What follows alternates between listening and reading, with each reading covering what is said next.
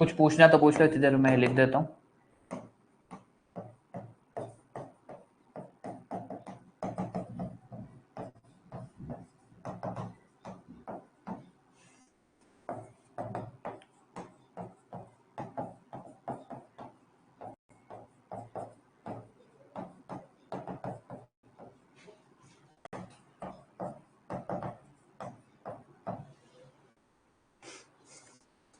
कर दें क्लास शुरू? किसी को कुछ पूछना है तो पूछ लो। अब आ जाओ, अपने 3 क्वेश्चन है आज के। ये 3 क्वेश्चन को लेकर एक चीज ध्यान रख लेना, यहां से आपको क्वेश्चन जरूर मिलेगा। काफी अच्छे चांसेस है कि यहाँ से क्वेश्चन बनता है, और सिर्फ सिर्फ एमपी एडीपीओ नहीं, हर एग्जाम में, कोई भी एग्जाम हो, एग्जामिनर के ये one of the favourite topics है। इवन इंटरव्यूज वगैरह तक में यहाँ से पूछा जाता है। सबसे पहला क्वेश्चन, कौन कौन से ऐसे तथ्य हैं, कौन कौन से ऐसे फैक्ट है जिसको कोर्ट में प्रूव करने की जरूरत नहीं होती। अब ये क्या बात है, कुछ चीजें ऐसी होती हैं जिसको लेकर कोर्ट आपसे एविडेंस मांगता ही नहीं है। जैसे फॉर एग्जाम्पल, आप ये बोलते हो कि साहब भारतीय साक्ष्य अधिनियम की धारा 25 में ये बात लिखी है। अब कोर्ट ये नहीं बोलेगा कि प्रूव करो लिखी है। आप बोलोगे अरे सर बेरेक्ट है, बेरेक्ट पढ़ लो ना, देख लो उसमें लिखा तो हुआ है। आप ये बोलते हो कि साहब सरकार ने ऐसे करके एक ऑफिशियल गैजेट पब्लिश किया है, एक रूल निकाला है, रेगुलेशन बनाया है। आपको वो प्रूव करने की जरूरत नहीं है। अगर वो चीज ऑफिशियल गैजेट में लिखी हुई है, बात खत्म। आप ये कहते हो कि भाई दिवाली, मान लीजिए कोई दिवाली है, दिवाली के दिन छुट्टी थी, तो ये छुट्टी थी, प्रूव क्या करना है, दिवाली के दिन छुट्टी होती है। तो कुछ ऐसे फैक्ट होते हैं जिसको कभी भी कोर्ट में प्रूव करने की जरूरत नहीं होती, कोर्ट उसको प्रूव्ड मानती है। आपने वो बात बोल दी, बात खत्म। कोर्ट आपसे उस पर एविडेंस नहीं मांगती है। तो अब ध्यान देना, वैसे तो अपने चालू कर रहे हैं साक्ष्य अधिनियम का पार्ट 2 में हमारा टॉपिक तो ये चालू होता है कि भाई किस चीज के ऊपर कैसा एविडेंस दिया जा सकता है, कि भाई ओरल एविडेंस कब दिया जा सकता है, डॉक्यूमेंट्री एविडेंस कब दिया जा सकता है, किस चीज को कैसे प्रूव किया जा सकता है, कैसे, अपने उसकी बात कर रहे हैं। बट उससे पहले, सबसे पहले अपने ये बात पढ़ेंगे भाई कौन कौन से ऐसे फैक्ट है जिनको आपको प्रूव करने की जरूरत नहीं है। 3 सेक्शन है इसके अंदर, 51 से लेकर 53, जिसमें मेन 2 बातें हैं।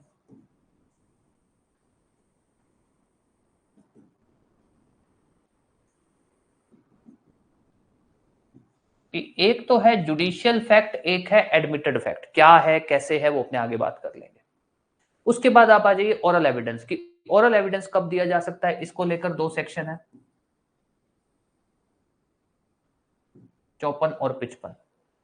2 सेक्शन है जो बात करते हैं कि ओरल एविडेंस कब दिया जा सकता है, ओरल एविडेंस कैसा होना चाहिए, 2 बातें हैं। फिर उसके बाद आ जाइए डॉक्यूमेंट्री एविडेंस किन चीजों पे दिया जा सकता है, जिसको लेकर अपने पढ़ेंगे सेक्शन 56 से लेकर 60, 56, 57, 58। हाँ सही है, 56 हो गया, 57 प्राइमरी एविडेंस, 58 सेकेंडरी एविडेंस, 59 में हो गया, ठीक है सर, सही है। ये अपने सेक्शन चलेंगे। ये 3 टॉपिक हैं और तीनों के तीनों टॉपिक हमको पढ़ने हैं।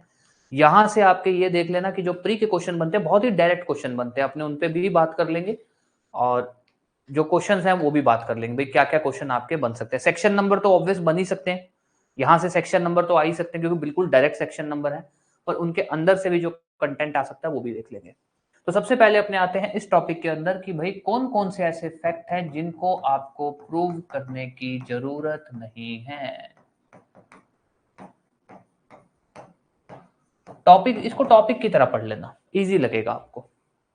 भारतीय साक्ष्य अधिनियम बोलता है कि 2 तरह के फैक्ट होते हैं जिनको आपको कभी भी प्रूव करने की जरूरत नहीं होती। एक होता है जुडिशियल फैक्ट, एक होता है एडमिटेड फैक्ट। अब साहब ये जुडिशियल और एडमिटेड ये क्या बातें चल रही हैं? तो जुडिशियल फैक्ट का मतलब ये होता है कि कुछ एक लिस्ट है, एक लिस्ट है जिसको लेकर ये बोला गया कि भैया इनको कभी प्रूव करने की जरूरत नहीं होती है। जुडिशियल फैक्ट का मतलब है वो सब फैक्ट जो कानून के अंदर एज पर लॉ बोले गए हैं कि आपको प्रूव नहीं करने, एज पर लॉ, वो है जुडिशियल। एडमिटेड फैक्ट क्या है? कुछ फैक्ट होते हैं जो पार्टी एडमिट कर लेती है। आप में से कुछ लोग होंगे जो जुडिशरी की तैयारी कर रहे हैं या फिर आगे प्लान कर रहे होंगे, तो आप लोग का एक टॉपिक होता है जजमेंट राइटिंग। कोर्ट कोर्ट के अंदर, मतलब मेंस के पेपर में होता है जजमेंट राइटिंग, फैसला लिखना। उसमें हमेशा हम एक आधी लाइन ऐसी जरूर लिखते हैं कि पार्टी ने ये बात एडमिट की है, पार्टी ने खुद माना है कि हाँ साहब मैंने ये किया है, अब उसको प्रूव नहीं करना। जब पार्टी ही मान गई है कि मैंने ये किया है, जब पार्टी ही मान गई है कि हाँ साहब हमारे बीच में कॉन्ट्रैक्ट था, जब पार्टी ही मान गई है हाँ साहब मैंने इसको पैसे दिए थे, हाँ साहब मैंने इससे पैसे लिए थे, बात ही खत्म। तो कुछ फैक्ट होते हैं जो पार्टीज एडमिट करती है, मतलब जो अपने खिलाफ कुछ बातें होती हैं जो वो एडमिट करते हैं, वो होते हैं एडमिटेड फैक्ट। अब उन फैक्ट को प्रूव करने की जरूरत नहीं है, क्यों? क्योंकि जब पार्टी खुद ही मान रही है तो फिर क्या प्रूव करना है। तो इसीलिए हम दो बातें पढ़ते हैं, एक है जुडिशियल फैक्ट, वो सब फैक्ट जो एज पर लॉ माने गए हैं, एक है एडमिटेड फैक्ट। अब बात आती है कि भाई कौन सा सेक्शन ये बोलता है कि जुडिशियल फैक्ट को प्रूव करने की जरूरत नहीं है, कौन सा सेक्शन बोलता है कि एडमिटेड फैक्ट को प्रूव करने की जरूरत नहीं है। बीच में कौन सा सेक्शन बच गया? 52। ये बात करता है लिस्ट ऑफ जुडिशियल फैक्ट्स की, प्रॉपर एक लिस्ट है, अपने उसको ट्रिक से याद कर लेंगे, प्रॉपर एक लिस्ट है कि कौन कौन से जुडिशियल फैक्ट्स है। तो ध्यान दे देना, आपसे जो क्वेश्चन पूछा जा सकता है, कौन सा सेक्शन ये बोलता है कि जुडिशियल फैक्ट्स को प्रूव करने की जरूरत नहीं है? 51। कौन सा सेक्शन बोलता है कि एडमिटेड फैक्ट्स को प्रूव करने की जरूरत नहीं है? 53। उसके बाद जनरल जो क्वेश्चन बन सकता है, कौन कौन से तरह के फैक्ट्स को प्रूव करने की जरूरत नहीं है? वो फैक्ट जो जुडिशियली प्रूव्ड माने जाते हैं, वो फैक्ट्स जो एडमिटेड है। ऐसा क्वेश्चन आ सकता है। कौन से किस तरह के फैक्ट्स को प्रूव करने की जरूरत नहीं होती? एक जुडिशियल फैक्ट, दूसरा एडमिटेड फैक्ट, तीसरा दोनों दोनों। ये तीन तरह के क्वेश्चन आपसे बन सकते हैं। कोई भी डाउट किसी को अभी तक कुछ भी पूछना है तो पूछ लो।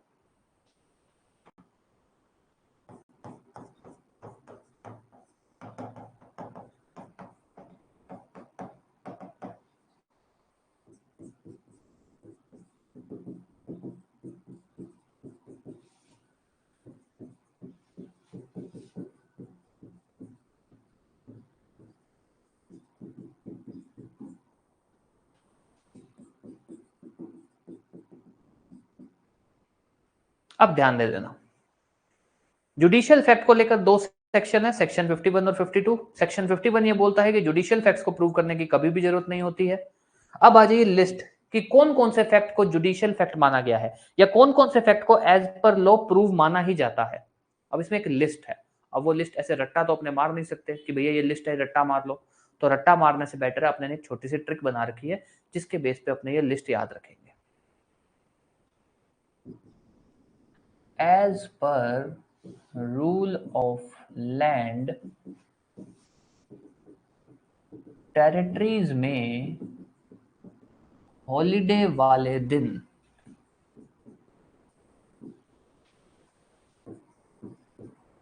ना नेशनल फ्लैग होस्ट होगा,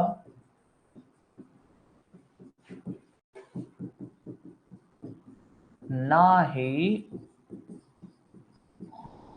ऑफिस खुलेंगे। अब ध्यान देते ना, क्या है? Rule of land, territories, holiday, national flag, office. ये अपनी पहली ट्रिक है। As per rule of land, territories में हॉलीडे वाले दिन ना नेशनल फ्लैग होस्ट होंगे, ना ही ऑफिस खुलेंगे। अब ये क्या है? रूल ऑफ लैंड से बनेगा rule of land, sea, air. कुछ नियम होते हैं, कुछ नॉट अनरिटन टाइप से बोल सकते हो कि जो नियम होते हैं, जो ये कह सकते हो जैसे अब धरती है तो यहां पर एक नियम है कि भैया आप कुछ भी करोगे तो एनवायरमेंट की सुरक्षा, एनवायरमेंट प्रोटेक्शन जरूरी है। आप कुछ भी ऐसा करोगे तो आप एनवायरमेंट के खिलाफ कुछ नहीं कर सकते। एयर को लेकर एक नियम होता है कि भैया चाहे आप हवा है, हवा पे किसी का हक नहीं है, किसी के नाम नहीं बोलती है, स्काई जिसको बोल सकते हो, बट अगर किसी देश के ऊपर से निकल रहे हो तो उसकी परमिशन लोगे। ये है रूल ऑफ रोड, लैंड और सी। तो ये कहा गया कि भैया कोई भी ऐसे अनरिटन लॉ भी हैं जो हो सकता है अभी तक कहीं पे लिखे ना हो, बट अगर कोई भी ऐसे रूल्स हैं जो रोड के हैं, जो लैंड के हैं, जो सी के हैं, वो आपको फॉलो करने पड़ेंगे। नंबर 1, मतलब फॉलो मतलब वो प्रूव्ड माने जाएंगे, उसको कोई प्रूव करने की जरूरत नहीं। टेरिटरीज। दूसरा, territories under government of India. कोई भी बात उठती है, कोई ऐसे एरिया की बात उठती है जो इंडिया के अंदर है, तो उसको प्रूव करने की जरूरत नहीं है, आप तो बस उसका डॉक्यूमेंट दे दो, बात खत्म, कोई प्रूव वगैरह कुछ करने की जरूरत नहीं है। As per rule of law road territories में हॉलीडे। ऑफिशियल गैजेट, जो ये सरकारी परपत्र जिसको अपने बोलते हैं या पत्र जिसको अपने बोल सकते हैं, उनके अंदर ना मेंशन किया जाता है, सरकार हर साल या हो सकता है हर 6 महीने में ऑफिशियल गैजेट पब्लिश करती है, जिसमें वो बताती है कि भैया कौन कौन से हॉलीडेज रहेंगे, कितनी तारीख को माने जाएंगे, ये सब चीजें। तो ऑफिशियल गैजेट के अंदर जो भी हॉलीडेज के बारे में मेंशन किया गया है, फेस्टिवल्स के बारे में मेंशन किया गया है, फास्ट के बारे में मेंशन किया गया है, holidays, festivals, fast, division of time के बारे में मेंशन किया गया है, डिवीजन ऑफ एरिया के बारे में मेंशन किया गया है, ऐसा कुछ भी। फॉर एग्जांपल, मान लीजिए सरकार ने बोला है कि इस बार जो दिवाली होगी वो होगी 15 अक्टूबर के, ऑफिशियल गैजेट में ये चीज पब्लिश है कि इस बार दिवाली होगी 15 अक्टूबर के, बात खत्म। अगर आपका कोई भी केस चल रहा है और आप ये बोल रहे हो कि साहब 15 तारीख की दिवाली थी, तो कोर्ट आपको ये नहीं करेगी प्रूव करो इस बात को कि दिवाली थी। साहब ऑफिशियल गैजेट में चीज लिखा हुआ है 15 तारीख की दिवाली थी, बात खत्म। हो सकता है दिवाली 15 की ना मनाई गई हो, 16 की मनाई गई हो, ऑफिशियल गैजेट क्या बोल रहा है 15 तारीख, दिवाली 15 तारीख की थी, आपको उसको प्रूव करने की जरूरत नहीं है। ये बातें बोल रहा है कि भैया इन केसेस, यहाँ पे इनका कहने का मतलब है कि इन केसेस में आपको कुछ, आप कोर्ट आपको कभी कहेगा नहीं प्रूव करो, आप तो बस इसके सपोर्टिंग डॉक्यूमेंट पेश कर दो। आप बोल रहे हो कि 15 तारीख की दिवाली बनाई गई थी, तो बात खत्म, आपको प्रूव करने की जरूरत नहीं, कही कि इसको प्रूव करो, नहीं। आप तो ये बोल दो कि भैया ये रूल ऑफ लैंड है, आपको प्रूव करने की जरूरत नहीं होगी। आप तो ये बोल दो कि भैया ये टेरिटरीज है देश के अंदर, आपको प्रूव करने की जरूरत नहीं होगी, बस आप इससे सपोर्टिंग में कोई भी डॉक्यूमेंट पेश कर दो बस, कि हाँ ऐसा कुछ है। कोर्ट आपको उसके आगे नहीं बोलेगी कि इसको भी प्रूव करना नहीं पड़ेगा, आप लाए हो, बात खत्म, अब हम यही मानेंगे। ऑब्वियस, अगर आपने झूठी बात पेश कर दी तो आप पे फिर केस भी चल सकता है, क्योंकि सामने वाला ये तो बोल सकता है कि साहब ये झूठ बोल रहे हैं, और सामने वाला अगर आप जो बोल रहे हो वो सच है, फिर वो कुछ नहीं कर सकता, फिर वो कॉन्ट्राडिक्ट नहीं कर सकता कि नहीं सर ये तो है ही नहीं। कानून बोलेगा कि भैया या तो ये बोल दो कि ये झूठ बोल रहे हैं, नहीं सर झूठ तो नहीं बोल रहे, तो फिर ये माना जाएगा, फिर यही सच है, ये बातें बोल रहा है। तो कौन कौन से ऐसे फैक्ट है जिनको जुडिशियल, मतलब जो एज पर लॉ प्रूव्ड माने ही जाते हैं, rule of law, rule of land, road या फिर सी, देश के अंदर जो भी एरिया है या देश की गवर्नमेंट ऑफ इंडिया के अंदर जितना भी एरिया पड़ता है, हॉलीडेज हो गए,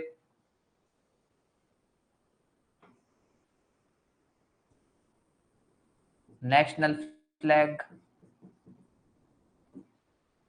टाइटल, एग्जिस्टेंस ऑफ नेशन। आप ये बोल रहे हो कि साहब ऐसे करके एक देश है, उस देश का ये झंडा है, उस देश का ये नाम है, बात खत्म, कुछ आपको प्रूव करने की जरूरत नहीं है। पांचवा, ऑफिस, सरकारी ऑफिस नहीं होते, ऑफिस, उस ऑफिस का एक्सेशन, उस ऑफिस का नेम, उस ऑफिस का टाइटल, ये सब चीजें।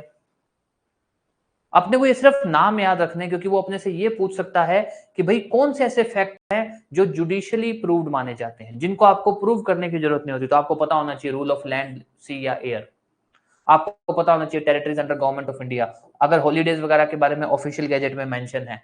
आपको पता होना चाहिए कि नेशनल फ्लैग और ये सब, अगर कोई भी केस के अंदर बात आ रही है कि ऐसे करके एक देश है उसका ये झंडा है, बात खत्म, प्रूव करने की जरूरत नहीं है। फिर आप आ जाइए दूसरी ट्रिक पे, इसी की, ये तो हुई पहली ट्रिक, सॉरी,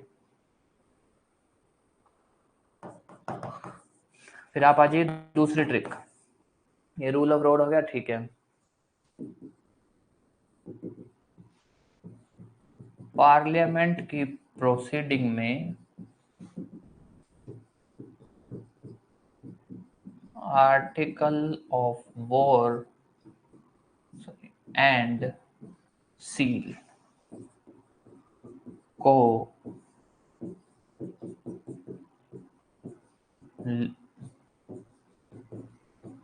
लॉ माना गया।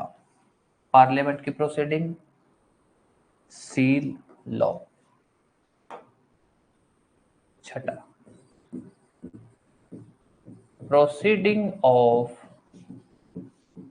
पार्लियामेंट ऑफ इंडिया, ध्यान दे देना, बाहर की बात नहीं कर रही है, parliament of India, constituent assembly of India, जो पार्लियामेंट से पहले कॉन्स्टिट्यूएंट असेंबली हुआ करती थी उसको लेकर, assembly of India, state legislature, इनके इनकी जो भी ये प्रक्रिया चलती हैं, जो ये मीटिंग मीटिंग नहीं करते, मीटिंग मतलब जो ये सत्र बैठते हैं इनके, उसको लेकर अगर कोई भी बात बोली जा रही है तो प्रूव करने की जरूरत नहीं है। उसके बाद सील, सील मतलब मोहर, सिंपल सा है, कोर्ट द्वारा लगाई गई सील, ट्रिब्यूनल वगैरह द्वारा लगाई गई सील, नोटेरी द्वारा लगाई गई सील, कोई भी ऐसे पर्सन द्वारा लगाई गई सील जो वो एज पर लॉ ऑथोराइज्ड है। आप कोर्ट में कोई भी ऐसा कागज पेश करते हैं जिस पर नोटेरी की मोहर लगी है, तो कोर्ट आपको बोलेगा नहीं इसको प्रूव करो। जिस पर कोर्ट की मोहर लगी है, ट्रिब्यूनल की मोहर लगी है, या अगर कोई भी स्टैंप लगा, स्टैंप या कोई भी मोहर लगी, सील मतलब मोहर लगी है, और आप बोल रहे हो कि साहब ये मोहर जिस पर्सन ने लगाई है वो ऑथोराइज था, बात खत्म, आपको नहीं प्रूव करना होगा। सामने वाली पार्टी अगर ये बात प्रूव कर देती है कि आप झूठ बोल रहे हो, आप जो ये मोहर है ये गलत, ये झूठी है, फोर्ज्ड मतलब फोर्ज डॉक्यूमेंट है, तब आप पे कार्रवाई हो सकती है, तब मामला चल सकता है। बट अगर आप ऐसा बोल रहे हो तो कोर्ट आपको ये नहीं बोलेगी पहली ही बार में कि इसको प्रूव करो, नहीं। देन प्रोसीडिंग हो गया, सील हो गया, all law in force in territory of India, देश की एरिया में जितने भी कानून हैं, कोई भी कानून है, चाहे वो लोकल हो चाहे वो स्टेट का हो, जितने भी कानून हैं उनको लेकर भी कभी आपको बोला नहीं जाएगा कि प्रूव करो। आपने बोल दिया कि ऐसा करके एक कानून है, बात खत्म। सामने वाला अगर ये बात प्रूव कर देता है कि जो आप बोल रहे हो झूठ बोल रहे हो, तब बात आगे चल सकती है, अदरवाइज नहीं। कैसे याद करोगे, ध्यान दे देना। सबसे पहला फैक्ट, कौन कौन से ऐसे फैक्ट है जिनको प्रूव करने की जरूरत नहीं है? जुडिशियल फैक्ट को कभी भी प्रूव करने की जरूरत नहीं है, एडमिटेड फैक्ट को कभी भी प्रूव करने की जरूरत नहीं है। अब आ जाओ आगे की बात। जुडिशियल फैक्ट को लेकर दो सेक्शन है, 51 एंड 52। 51 जो है, जो सिंपल सी बात बोलता है कि भैया जुडिशियल फैक्ट्स को कभी भी प्रूव करने की जरूरत नहीं है, और सेक्शन 52 जो है वो लिस्ट बताता है कि कौन कौन से ऐसे फैक्ट हैं जिनको जुडिशियल फैक्ट माना गया है, जिसको लेकर सिंपल सी दो ट्रिक्स है। As per rule of land, territories में हॉलीडे वाले दिन ना नेशनल फ्लैग, सिंपल सा rule of land, air, sea, territories India के अंदर जितनी भी हैं, हॉलीडेज के बारे में, फास्ट फेस्टिवल के बारे में जो भी मेंशन है, नेशनल फ्लैग, देश, उस देश का कोई नाम, उस देश की एग्जिस्टेंस, ऑफिस के बारे में, ऑफिस के ऑफिसर्स के बारे में कुछ भी लिखा गया है ऑफिशियल गैजेट में, वो कभी भी प्रूव करने की जरूरत नहीं होगी। पार्लियामेंट की, ये ध्यान रखना, सिर्फ इंडिया की, बाहर की नहीं, इंडिया की parliament, constituent assembly of India, India का जो स्टेट लेजिस्लेचर है, मतलब किसी स्टेट की जो क्या कहते हैं लेजिस्लेचर जो होता है, उसके बारे में अगर कोई बात हो रही है, फिर कोई भी ऐसी मोहर है, कोई भी लॉ जो इंडिया के अंदर लागू है, इन सबको कभी भी प्रूव करने की, आपने बस मेंशन कर दिया, बात खत्म। आपको पहली बार में या जनरली आपको ये नहीं बोला जाएगा इस बात को प्रूव करो। कोई भी डाउट कुछ भी इस चीज को लेकर, ये लिस्ट हमको याद करनी है क्योंकि हमसे क्वेश्चन पूछे जा सकते हैं। क्वेश्चन बता देता हूं, लिस्ट कुछ इस तरह से होगी। किस फैक्ट को जुडिशियली प्रूव्ड माना गया है? प्रूव्ड माना नहीं गया। Number 1, seal of notary, law in force in any part of world,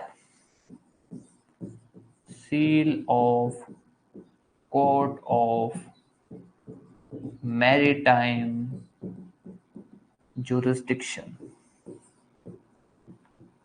none of the above। इनमें से कौन सा ऐसा फैक्ट है जिसको जुडिशियली प्रूव्ड नहीं माना गया, मतलब जिसको आपको प्रूव करना पड़ेगा?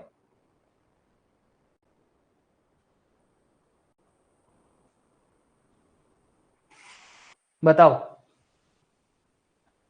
कौन सा ऐसा फैक्ट है जिसको आपको जुडिशियली प्रूव करना पड़ेगा, माना नहीं गया है, जिसके बारे में जो आपका सेक्शन 52 उसमें मेंशन नहीं है?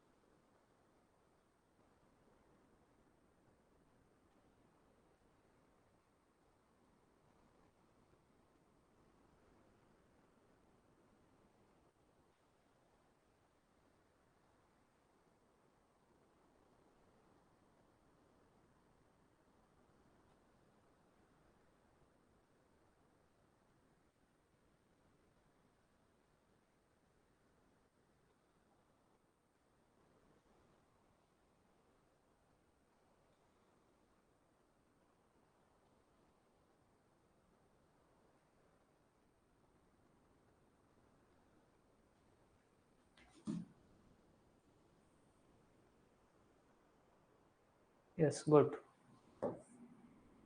ये आंसर क्या होगा? नोटेरी की सील जुडिशियली प्रूव मानी जाती है।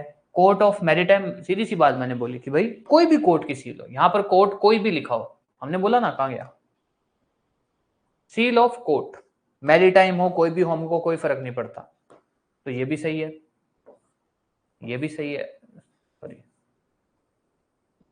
ठीक है। तो ये भी इसमें आ जाता है, ये कवर हो गया, ये भी कवर हो गया। अब इसमें ध्यान देना, हम बोलते हैं कोई भी ऐसा कानून जो सिर्फ इंडिया में है, कोई भी ऐसा कानून जो इंडिया के किसी, जो देश के किसी भी कोने में, वो नहीं, सिर्फ इंडिया में होना चाहिए। तो ये तो क्या बोल रहा है, पूरे विश्व का कानून नहीं, ओनली ऑफ इंडिया, सिर्फ इंडिया का जो कानून है उसको जुडिशियली नोटिस माना गया है। तो इसीलिए ये होगा आंसर। ऐसे क्वेश्चन पूछा जाएगा अगर यहां से आएगा तो ये चीज ध्यान रख लेना। और अगर आपको जो याद रखना है, जो बता देता हूं, जो जो आपको याद रखने हैं अच्छे से, 1, 2, 3, 4, 5, ये 6 हटा देना। ये गिनती के कुछ एक लिस्ट है जो आपको याद रखनी है। तो नंबर 1, जुडिशियली क्या, कोई भी ऐसे फैक्ट जिनका जुडिशियली नोटिस है, या फिर जिनका आप जुडिशियल फैक्ट है, उनको प्रूव करने की जरूरत नहीं होती है। कौन कौन से ऐसे जुडिशियल फैक्ट है उसकी लिस्ट हो गई। एंड देन आ जाइए आपका तीसरा पॉइंट, जो है एडमिटेड फैक्ट। एडमिटेड फैक्ट जिसको लेकर सिंपल सी बात है, ये कहता है कि कोई भी ऐसा फैक्ट जो एडमिटेड है बाय पार्टी, कोई भी ऐसा फैक्ट जो पार्टी द्वारा एडमिट किया जाता है। एडमिट का मतलब होता है कोई ऐसी बात जो वो मान रहे हैं और जो उन्हीं के खिलाफ है। सिंपल सी बात होती है, जो वो मान रहे हैं और उन्हीं के खिलाफ है। और अब ध्यान रख लेना, पार्टी और देयर एजेंट, कोई भी ऐसा फैक्ट जो एडमिट किया जाता है बाय पार्टी और देयर एजेंट। अब इसमें ध्यान दे देना, फैक्ट एडमिटेड बाय पार्टी और their agent before hearing, at time of hearing, या फिर फैक्ट डीम्ड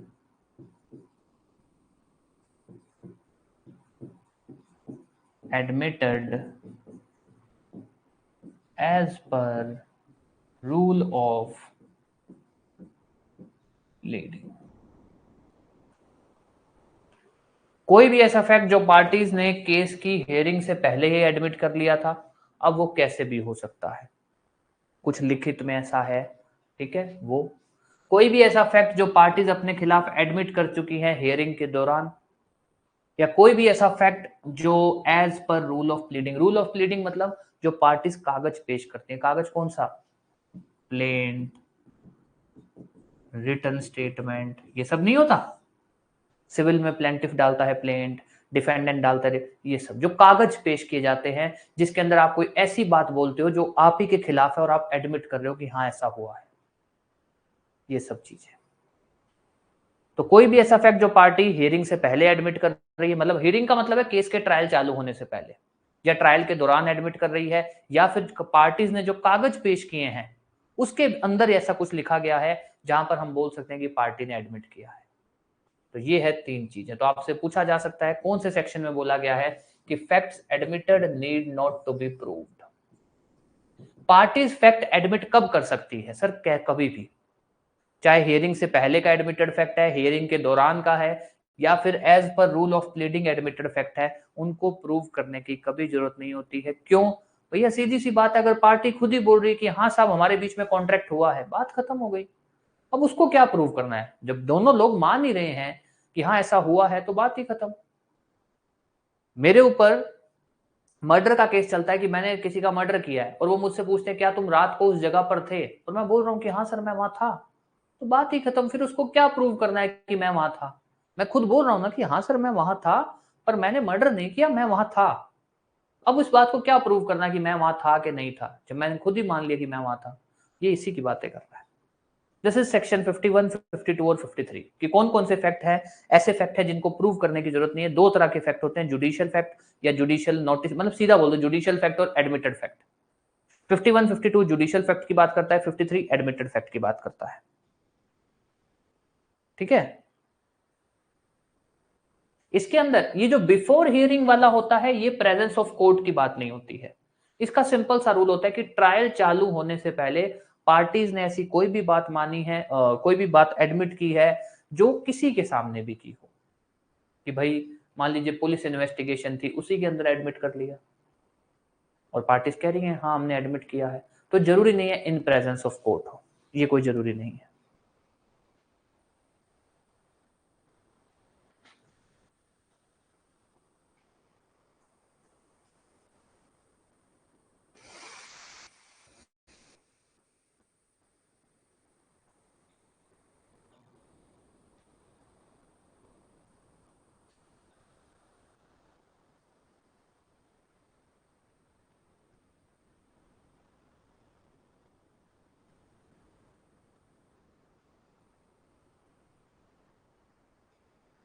हाँ जी,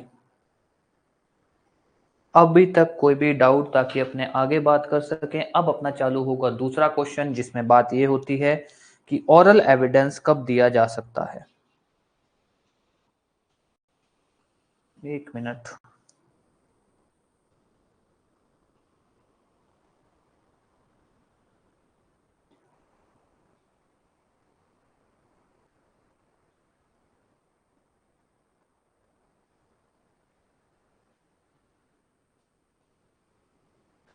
हाँ देखो, ऐसा होता है ना, इसके अंदर ये कहना चाहते हैं कि मान लीजिए आपका कोई केस चल रहा है, और आपने कोई ऐसी बात मुझे बोली थी, कोई ऐसी बात मुझे बोली थी जो, फॉर एग्जाम्पल कि भाई क्या कहते हैं, मैं कोर्ट का बंदा नहीं हूं, कोर्ट के बाहर मुझे बोली थी। ठीक है?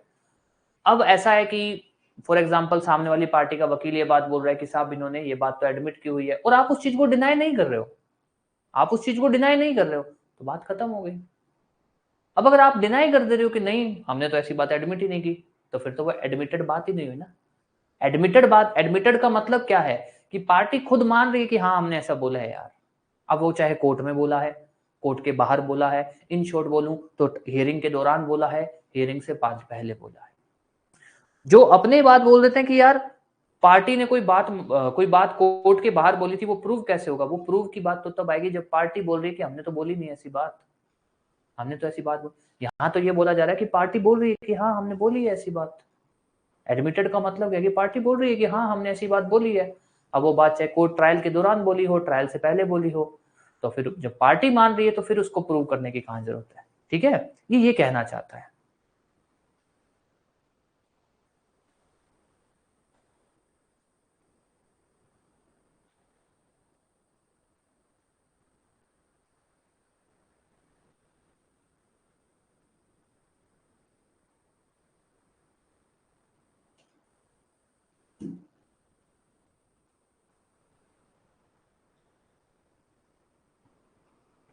हाँ जी, अब अपने आगे बात कंटिन्यू करें।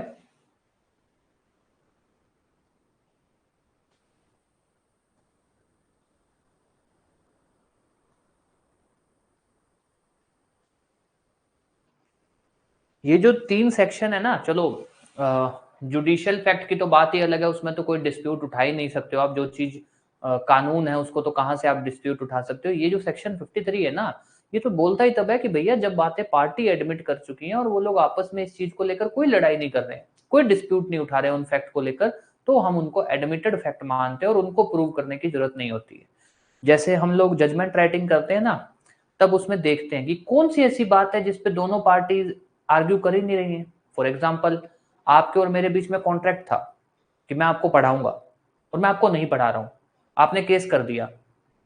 आप भी बोल रहे हो कि कॉन्ट्रैक्ट था, मैं भी ये बोल रहा हूं कि कॉन्ट्रैक्ट था, मैं ये नहीं बोल रहा हूं कि कॉन्ट्रैक्ट ही नहीं था। मैं बोल रहा हूं कि हाँ साहब कॉन्ट्रैक्ट तो था, पर मेरी भी मजबूरी है, कुछ भी बातें बोल रहा हूं मान लो मैं, पर ये बात तो आप भी बोल रहे हो कि कॉन्ट्रैक्ट था और मैं भी बोल रहा हूं कि कॉन्ट्रैक्ट था। तब ये 53 आता है कि भाई ये दोनों तो पार्टीज ने एडमिट की है ये बात कि हाँ कॉन्ट्रैक्ट था, यहाँ कॉन्ट्रैक्ट है, तो फिर इसको प्रूव करने की जरूरत नहीं है। अब इसको लेकर कानून बोलता है कि कई बार तो क्या होता है, पार्टीज कुछ बातें कोर्ट के अंदर जज की मौजूदगी में एडमिट करती हैं कि हाँ साहब हम मानते हैं ऐसा है।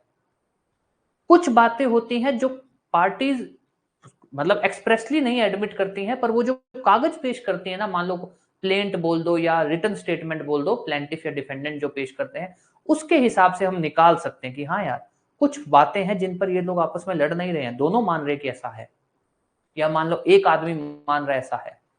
कुछ बातें ऐसी होती है जो इन्होंने कोर्ट के बाहर या ये बोल सकते हैं कि ट्रायल चालू होने से पहले कुछ बातें एडमिट की होती हैं, फिर जिसको लेकर ये लोग बाद में डिस्प्यूट नहीं उठाते हैं, कहते हैं हाँ हमने एडमिट की है, हम मान रहे हैं ऐसा था। तो ये उस चीज को कवर करता है। ठीक है, चलो भाई अब आ जाओ अपने अगले टॉपिक पे, जो एमपीएडीपीओ के हिसाब से बहुत छोटा सा टॉपिक है और आपको उतना सा ही पढ़ना है। सेक्शन 54 और 55, जिसके अंदर एक चीज, ओरल एविडेंस किस चीज पर दिया जा सकता है। पर उससे पहले एक बात, एविडेंस वर्ड को कहां डिफाइन किया गया है। एविडेंस वर्ड को कहां डिफाइन किया गया है, भारतीय साक्ष्य अधिनियम के अंदर एविडेंस वर्ड को कहां डिफाइन किया गया है।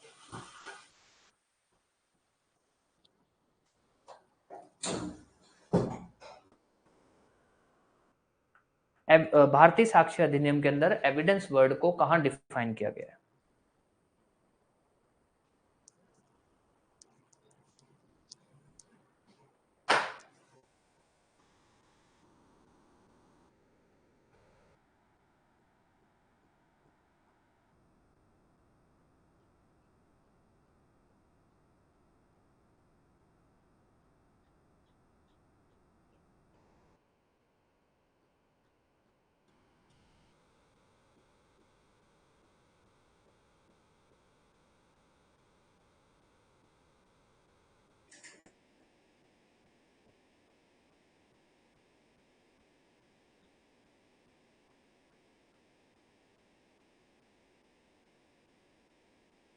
हाँ जी, भारतीय साक्ष्य अधिनियम के अंदर एविडेंस वर्ड को कहां डिफाइन किया गया है ये बता दो।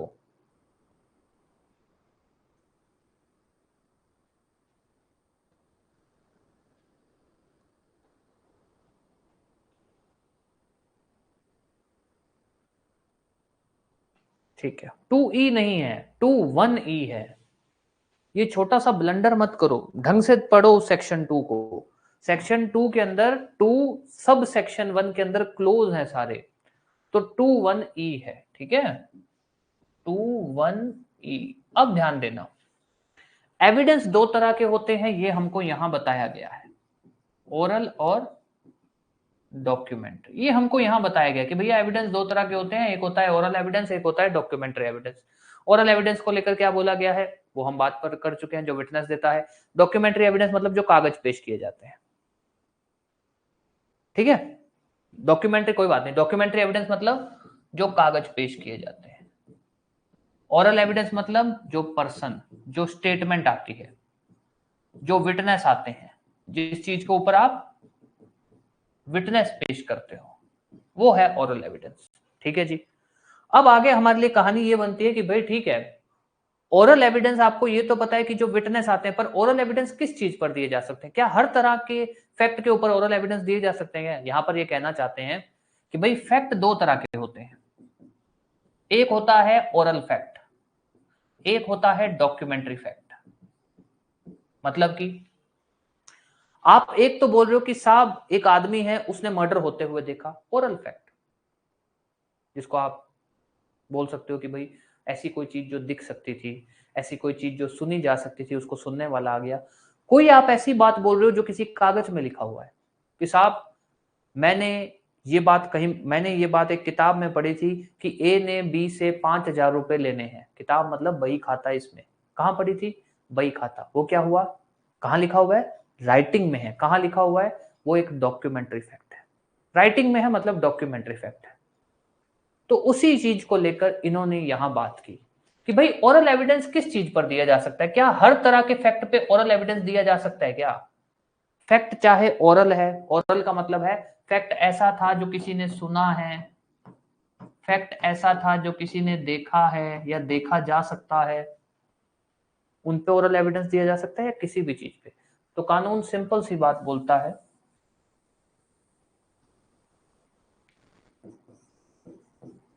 एनी काइंड ऑफ फैक्ट हो, किसी भी तरह का फैक्ट हो, उस पर ओरल एविडेंस दिया जा सकता है, एक्सेप्ट डॉक्यूमेंट्री फैक्ट। अगर आप ये बोल रहे हो कि कोई चीज किसी किताब में लिखी है, तब ओरल एविडेंस नहीं चलेगा। आप वो किताब पेश करो, तब आपको डॉक्यूमेंट्री एविडेंस ही देना पड़ेगा।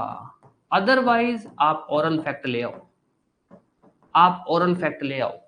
आप ये बोल रहे हो कि आप कोई भी फैक्ट की बात ले रहे हो कि भैया मैंने मर्डर करते हुए देखा था, जिसने देखा है उसको बुला लो। बॉम्ब ब्लास्ट हुआ, 2-4 लोगों ने ब्लास्ट सुना, जिसने सुना उसको बुला लो। तो बाकी फैक्ट पे ओरल एविडेंस चल जाएगा। ओरल एविडेंस मतलब एक पर्सन आके बात बता देगा कि हाँ साहब मैंने उसको देखा था मर्डर करते हुए, हाँ साहब बॉम्ब ब्लास्ट मैंने सुना था। ओरल एविडेंस, वो आके कोर्ट को ओरली बात बता रहे हैं कि क्या हुआ। अगर वहीं पर फैक्ट ऐसा है जो किसी किताब में लिखा हुआ है, जो डॉक्यूमेंट की फॉर्म में है, फिर ओरल एविडेंस नहीं चलेगा। फिर कोई आदमी आके ये नहीं बोल सकता कि हाँ साहब मैंने पढ़ा था। नहीं सर, वो डॉक्यूमेंट पेश करो। क्या पेश करोगे आप? डॉक्यूमेंट पेश करोगे। ये है सबसे पहला रूल। तो आपसे पूछा जा सकता है कौन से सेक्शन में कहा गया है कि oral evidence, admissibility of oral evidence, admissibility of oral evidence के बारे में, कि ओरल एविडेंस कब दिया जा सकता है, कौन से सेक्शन में कहा गया? 54। ओरल एविडेंस किन चीजों पे दिया जा सकता है? तो ध्यान दे देना, किसी भी चीज पे दिया जा सकता है, बस डॉक्यूमेंट्री फैक्ट के ऊपर ओरल एविडेंस नहीं दिया जा सकता।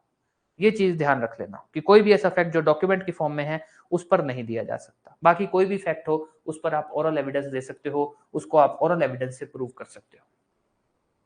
अब इसी से एक और बात निकल के आती है,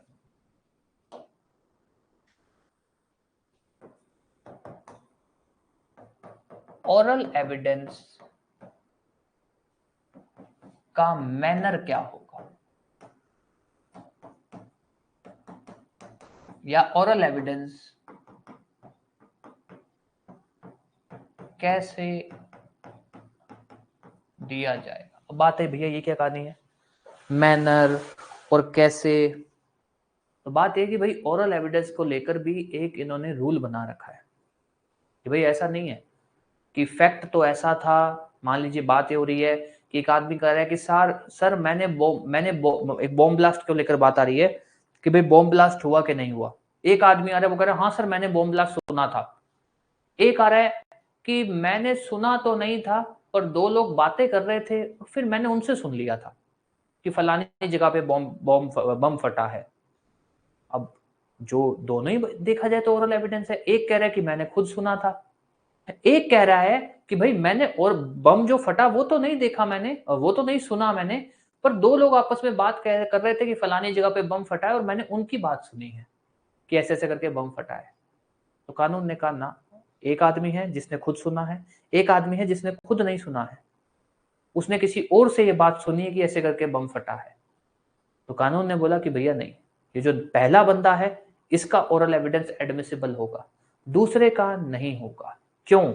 क्योंकि एक रूल फॉलो किया जाता है कि ओरल एविडेंस हमेशा डायरेक्ट होना चाहिए। अब डायरेक्ट का मतलब क्या है? डायरेक्ट का मतलब यह है कि अगर फैक्ट कुछ इस तरह का है जिसको आप सुन सकते हो, तो वही विटनेस आके बात बता सकता है जिसने फैक्ट को सुना होगा। अगर फैक्ट कुछ इस तरह का है जिसको आप देख सकते हो, तो वही विटनेस आके बात बता सकता है जिसने उस फैक्ट को देखा होगा।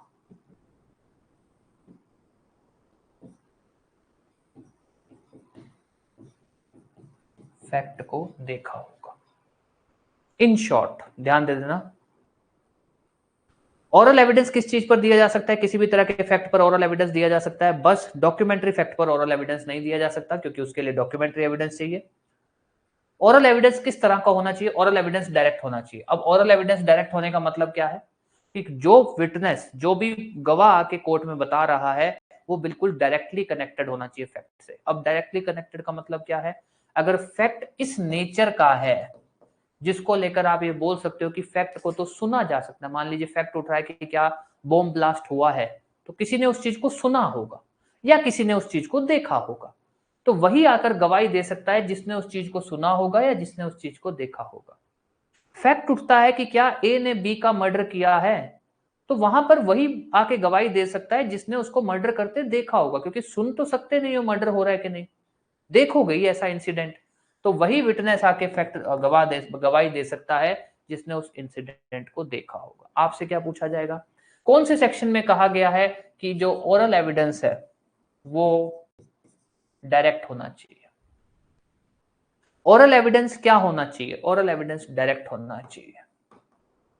ये दो क्वेश्चन है, इंपॉर्टेंट है, ध्यान रख लेना। उसके अलावा आप एक रूल बोलते हो बार बार, हियर से एविडेंस नॉट एडमिसिबल, जिसका मतलब क्या है? सुनी सुनाई बातें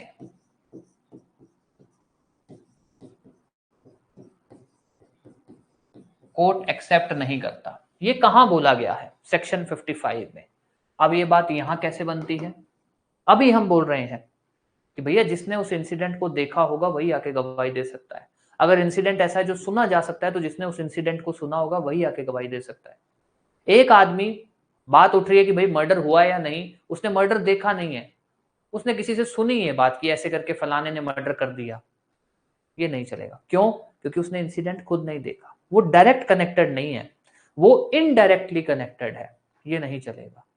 तो ये बात जो हम बोलते हैं ना कि सुनी सुनाई बातें एडमिसिबल नहीं है, ये सेक्शन 55 के बेस पे बोली जाती है कि सेक्शन 55 बोलता है कि वही विटनेस आके कोर्ट में गवाही दे सकता है जिसने, जो उस इंसिडेंट से डायरेक्टली कनेक्टेड हो, या तो उसने उस इंसिडेंट को देखा हो या उसने उस इंसिडेंट को सुना हो, ऐसा कुछ भी हो।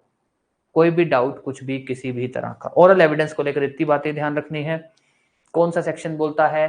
सॉरी, ओरल एविडेंस किन चीजों पे दिया जा सकता है? किसी भी तरह के फैक्ट पे दिया जा सकता है, बस डॉक्यूमेंट्री फैक्ट नहीं होना चाहिए।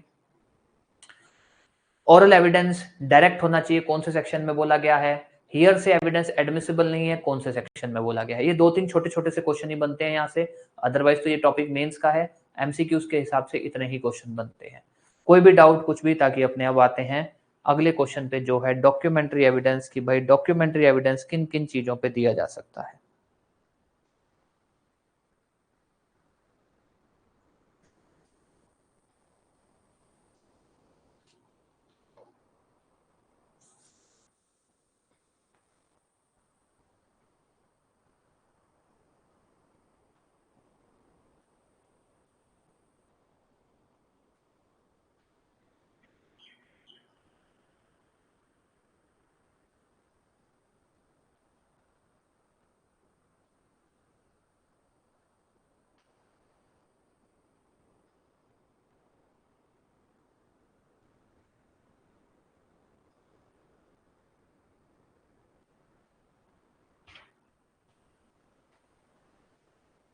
चलो अब आ जाओ, ध्यान देना। आ गया ये रहा। अपने ने ये बात बोली है कि भाई जो डॉक्यूमेंट्री फैक्ट है उस पर सिर्फ डॉक्यूमेंट्री एविडेंस दिया जाएगा। अब ये बात लिखी कहाँ है? चलो ठीक है, सेक्शन 54 में भी ये बात लिखी कि डॉक्यूमेंट्री एविडेंस पे ओरल एविडेंस, डॉक्यूमेंट्री फैक्ट पे ओरल एविडेंस नहीं होगा। बट ये बात कहां लिखी गई है कि डॉक्यूमेंट्री फैक्ट पे डॉक्यूमेंट्री एविडेंस होगा, सेक्शन 56। अब ध्यान दे देना,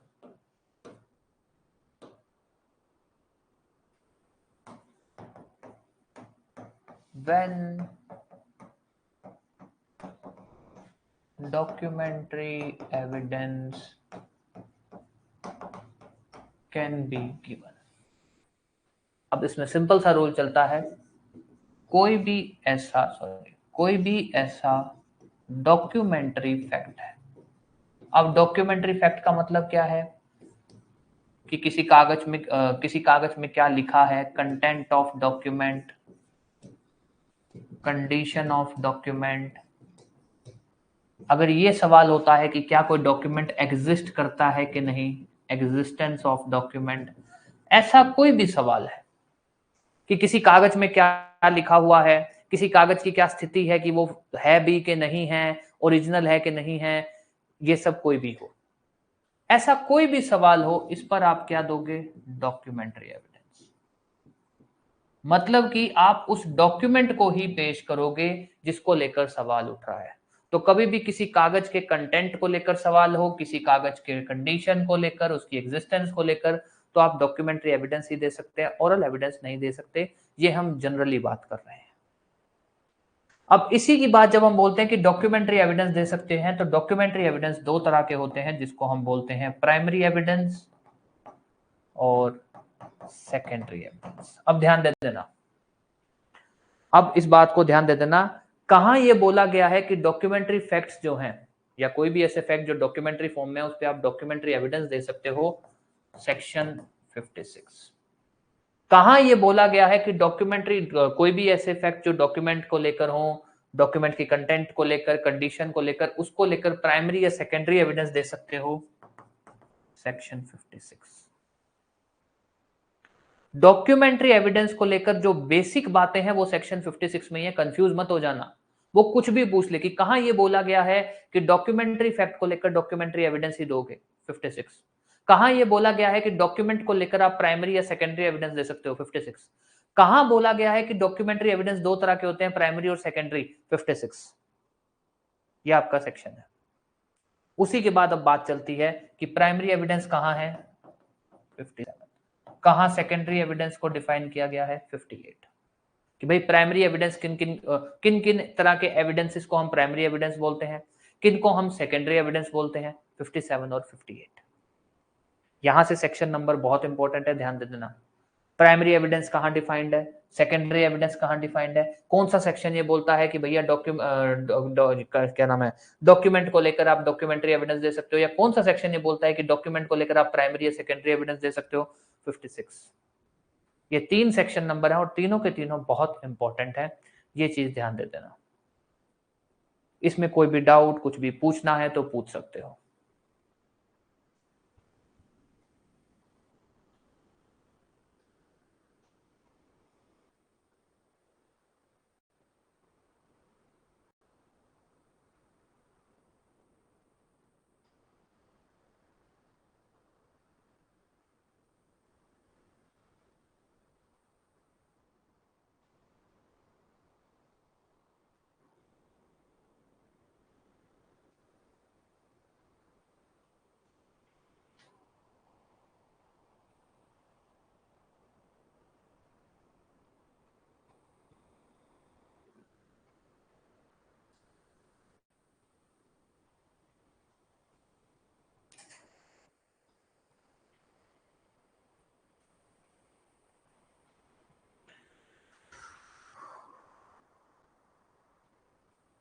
करने चालू आगे बात, कुछ पूछना है तो पूछ लो।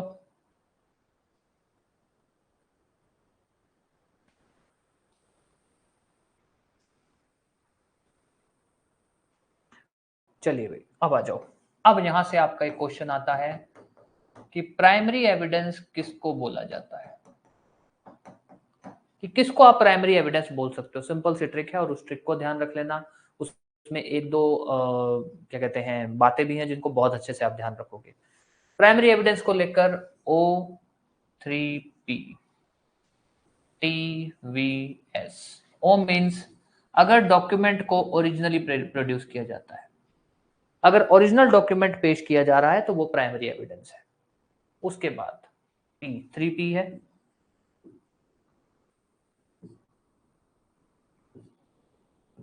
Document made by uniform process. ये क्या है? ये कहता है सर ऐसा होता है कि कई बार एक से ज्यादा डॉक्यूमेंट होते हैं, एक से ज्यादा सेट ऑफ डॉक्यूमेंट होते हैं, बट वो सब एक साथ बनाए जाते हैं। जैसे मान लो हम ये बोले कि आपके पास कोई किताब है और वो एक किताब नहीं है, उसके कम से कम 100 सेट एक साथ छपे थे। अब ऐसा तो हुआ नहीं था कि पहले एक सेट किताब छपी फिर उसकी कॉपी की गई, नहीं, एक ही सेट को मतलब एक ही डाटा के 100 कॉपीज निकाली गई। तो अब आप कैसे बोल सकते हो कि भैया ये एक कॉपी दूसरी की फोटोकॉपी है? नहीं, सब एक साथ निकले ना। मेरे पास 10 पेज थे, मैंने उन 10 पेज के वो निकाल दिए, मान लो 10 पेज के नोट्स थे, उनके 10 सेट निकाल दिए। अब आप कैसे बोल सकते हो कि ये जो एक सेट है वो दूसरे सेट की कॉपी है? नहीं बोल सकते। क्यों? क्योंकि वो सब एक साथ प्रिंट हुआ है। यही बोलना चाहता है।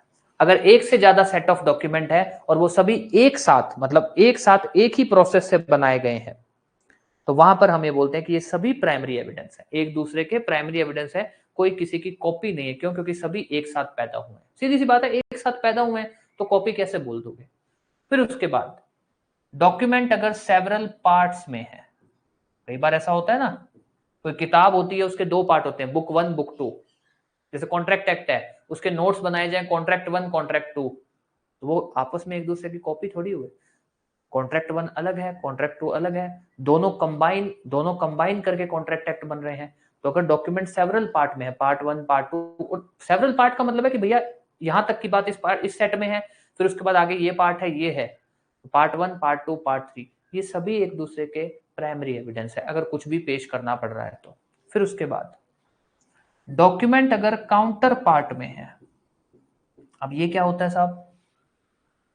कई बार क्या होता है, जैसे मान लीजिए आपके और मेरे बीच में कॉन्ट्रैक्ट हो रहा है। अब हो ये रहा है कि मैंने भी अपनी तरफ से कॉन्ट्रैक्ट लिख दिया, आपने भी अपनी तरफ से कॉन्ट्रैक्ट लिख दिया, ठीक है। मान लो मैं जयपुर में बैठा हूं, आप जोधपुर में बैठे हो। मैंने अपनी तरफ से कॉन्ट्रैक्ट लिख दिया, आपने अपनी तरफ से कॉन्ट्रैक्ट लिख दिया, मैंने यहां साइन कर दिए, आपने यहां साइन कर दिया।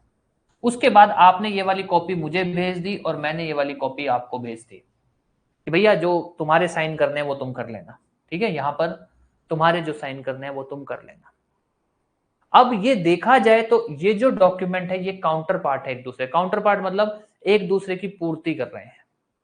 कि हालांकि बनता तो ये था कि हम दोनों एक जगह मिलते, एक साथ कागज लिखते और उसके साथ फिर दोनों एक साथ में साइन करते, पर क्योंकि हम अलग अलग थे तो हमने क्या किया, मैंने अपना कॉन्ट्रैक्ट बनाया सेम बातों का, सेम टू सेम सारी बातें मैंने साइन करके आपको भेज दी, आपने कॉन्ट्रैक्ट बनाया, आपने साइन करके मुझे भेज दिया। अब ये क्या है? काउंटर पार्ट हुए एक दूसरे के, एक दूसरे की पूर्ति कर रहे हैं। पर अब ध्यान देना, ये जिस पर मैंने साइन किया है ये मेरे लिए प्राइमरी एविडेंस है, ये जिस पर आपने साइन किया है ये आपके लिए प्राइमरी एविडेंस है, ये जिस पर मैंने साइन नहीं किया वो मेरे लिए सेकेंडरी एविडेंस बनेगा। क्यों? क्योंकि उस पर मेरे साइन नहीं है, मुझे नहीं पता कि इस पर क्या लिखा होगा, पहले सबसे पहले आपने लिखा था। इस पर आपके साइन नहीं है, मैंने बनाया है, मैंने लिखा है, तो आपको नहीं पता क्या लिखा होगा, तो ये आपके लिए, बी के लिए सेकेंडरी एविडेंस होगा। यही बात हम यहां बोलते हैं। अगर डॉक्यूमेंट काउंटर पार्ट है, एक दोनों दो लोग हैं, दोनों ने एक अलग अलग कागज बनाए हैं, काउंटर पार्ट है, तो वो काउंटर पार्ट प्राइमरी एविडेंस होता है against party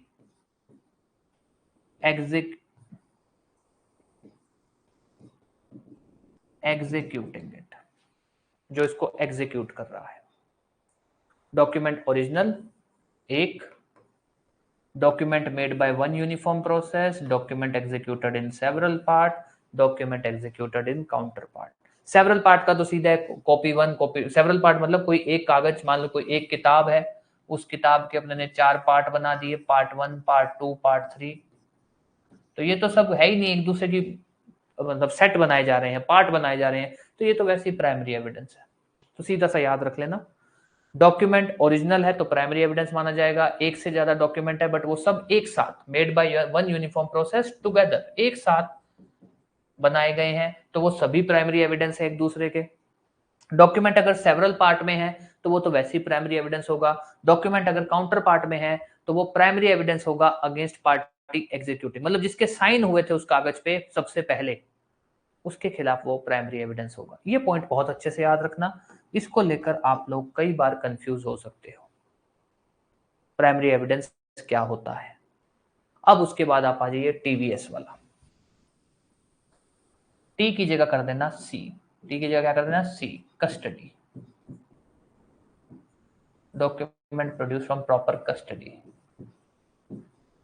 video recording, electronic data made together या सिमुल्टेनियसली। ये नए पॉइंट जोड़े गए हैं, जिसको लेकर ये पॉइंट है इलेक्ट्रॉनिक जो आपका डाटा होता है, जो आपका क्या नाम बोल सकते हैं जी, डिजिटल जो रिकॉर्ड होते हैं, ये कि अगर डिजिटल रिकॉर्ड प्रॉपर कस्टडी से पेश किया जाए, प्रॉपर कस्टडी मतलब उस बंदे के थ्रू लाया जा रहा है या उस बंदे से लाया जा रहा है जिसके पास वो चीज होनी चाहिए थी, तो हम उसको प्राइमरी एविडेंस ही मानेंगे। अगर जो है वीडियो रिकॉर्डिंग किसी चीज की पेश की जा रही है, हम उसको प्राइमरी एविडेंस मानेंगे, बात खत्म।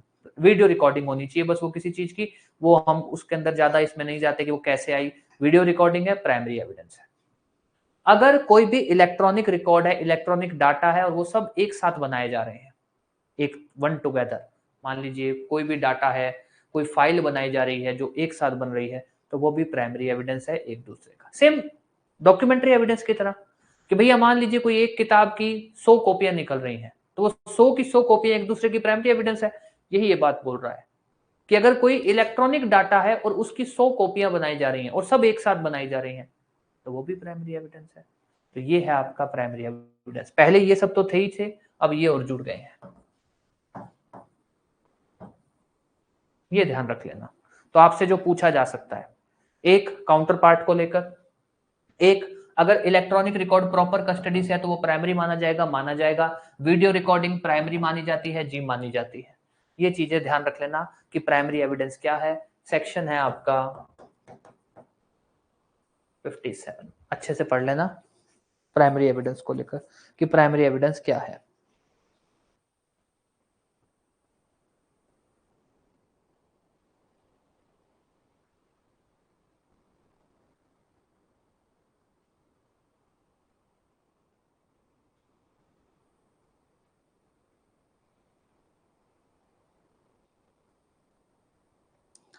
यस, कोई भी डाउट कुछ भी, इसको अच्छे से याद कर लेना। ओपी कैसे याद करोगे, ओपी टीवीएस, पी पे 3 है, टीवीएस के अंदर सी कर देना और वीएस कर देना, ठीक है। वी से वीडियो रिकॉर्डिंग, एस से एक से ज्यादा इलेक्ट्रॉनिक रिकॉर्ड जो एक साथ बनाए जा रहे हैं सिमुल्टेनियसली या फिर टुगेदर, सी मींस प्रॉपर कस्टडी। अब आ जाइए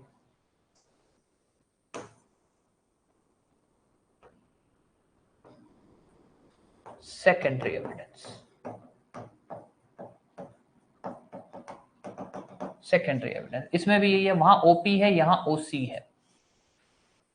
ओसी सर्टिफाइड कॉपी, अगर किसी भी डॉक्यूमेंट की सर्टिफाइड कॉपी पेश की जा रही है, नॉर्मल कॉपी पेश की जा रही है जो ओरिजिनल से बनाई गई है, copy made from original, copy made from original,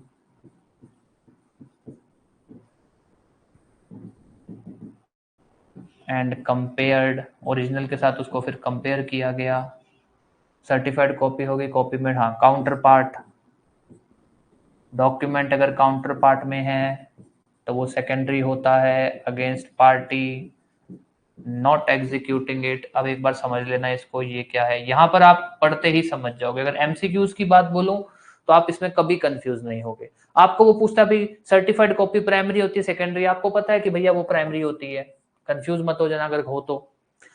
आपसे पूछता है कि भैया नॉर्मल कॉपी प्राइमरी होती है कि सेकेंडरी, आपको पता है। आपसे पूछता है कॉपी मेड फ्रॉम, एक ही बात है, कुछ ज्यादा फर्क नहीं, बस इन्होंने उसको बोल दिया कि बाद में उसको कंपेयर मतलब चेक किया गया, सेकेंडरी रहेगी वो। चौथा, ये अभी हम करके हटे हैं कि भाई आपने और मैंने कॉन्ट्रैक्ट किया, मैंने जो कॉन्ट्रैक्ट लिखा और जिसपे मैंने साइन किए वो मेरे लिए प्राइमरी है, आपने जो कॉन्ट्रैक्ट लिखा और जिस पर आपने साइन किया वो मेरे लिए सेकेंडरी है। Document executed in counter part, वो सेकेंडरी एविडेंस होगा अगेंस्ट पार्टी नॉट एग्जीक्यूटिंग, जिसने पहले साइन नहीं किया था उसके खिलाफ वो सेकेंडरी माना जाएगा, जिसने पहले साइन किया है उसके खिलाफ वो प्राइमरी माना जाएगा। ये इतनी सी बात है। ये है आपका सी को लेकर। अब आ जाइए ओ, oral account as to document. Oral account as to document का मतलब क्या है, अब इसमें ध्यान दे देना। कोई भी ओरल एडमिशन आता है डॉक्यूमेंट को लेकर कि साहब मैंने ये कागज ऐसा देखा है, ऐसा सुना है, ऐसा पढ़ा है, तो वो आके बता रहा है, वो सेकेंडरी एविडेंस है, वो प्राइमरी नहीं माना जाएगा। वही एडमिशन कई बार रिटर्न में भी तो होता है कि बोलता नहीं है, वो आके लिख के, वो अपने लिखित में बयान दर्ज दे देता है लिख के कि मैंने ऐसे ऐसे करके ये कागज पढ़ा था, इस कागज में ये लिखा हुआ था। ओरल अकाउंट, उसी से इन्होंने ये दो बातें और निकाल दी कि ओरल एडमिशन आके वो फिर कोर्ट में बयान देता है, रिटन एडमिशन कोर्ट लिखित में अपनी बात पेश करता है, रिटन एडमिशन हो गया। उसके बाद क्या बात है, statement as to document by person skilled in examination, skilled in examination।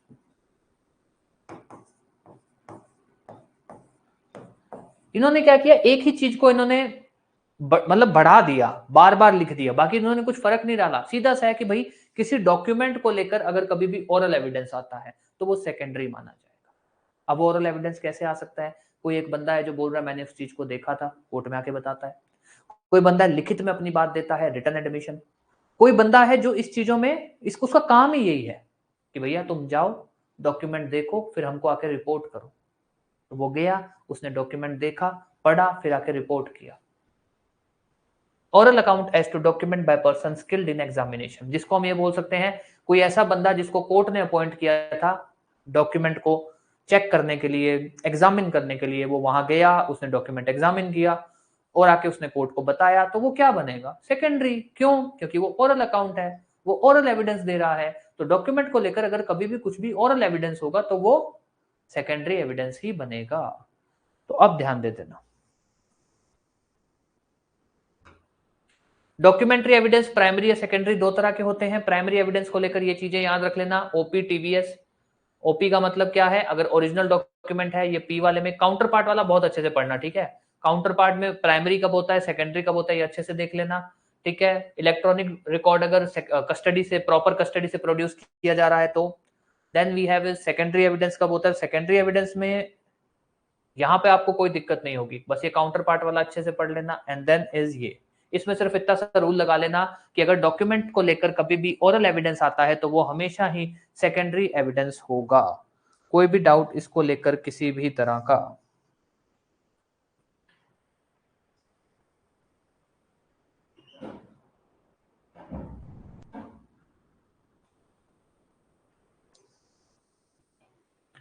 हाँ जी, कोई भी डाउट? डॉक्यूमेंट्री एविडेंस प्राइमरी क्या होता है, सेकेंडरी क्या होता है, एक एक चीज जो आपने अभी तक पढ़ी है वो सारी इंपॉर्टेंट है, तो अच्छे से पढ़ लेना।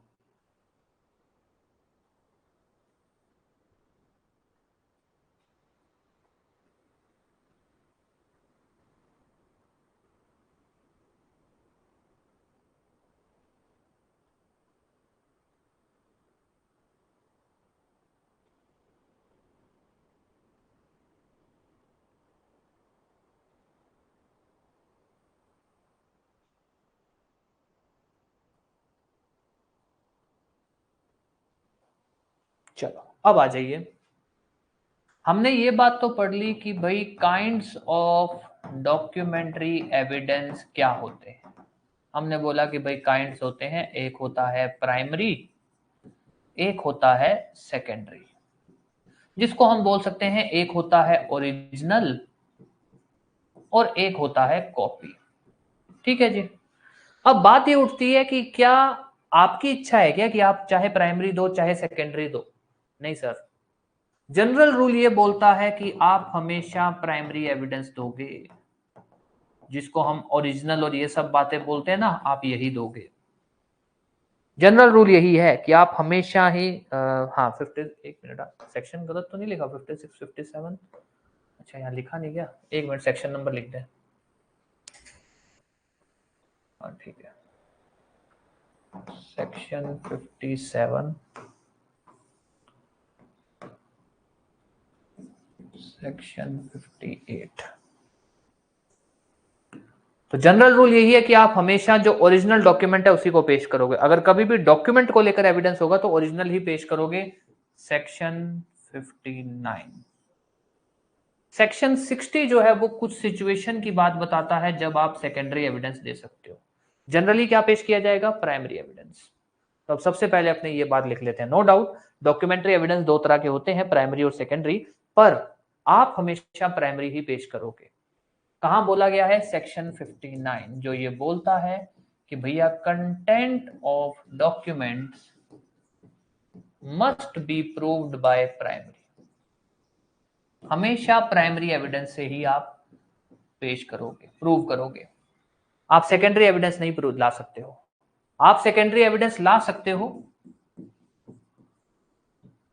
Secondary evidence can be given only if conditions are fulfilled. जो हम अभी कंडीशंस पढ़ेंगे वो फुलफिल होती हैं तब। अदरवाइज आप सेकेंडरी एविडेंस नहीं ला सकते हो, आप अपनी इच्छा से सेकेंडरी एविडेंस नहीं ला सकते हो। तो आपसे पूछा जा सकता है कि कौन सा सेक्शन ये बात बोलता है कि डॉक्यूमेंट को लेकर हमेशा प्राइमरी एविडेंस दिया जाएगा। कौन से सेक्शन में बताया गया है, या कौन से सेक्शन में वो सिचुएशंस या वो कंडीशंस बताई गई हैं जब आप सेकेंडरी एविडेंस दे सकते हो? सेक्शन 60। अब आ जाओ सेक्शन 60 जो कंडीशंस की बात करता है, जिसको सिंपल सी अपने पास ट्रिक है, एमडी के 74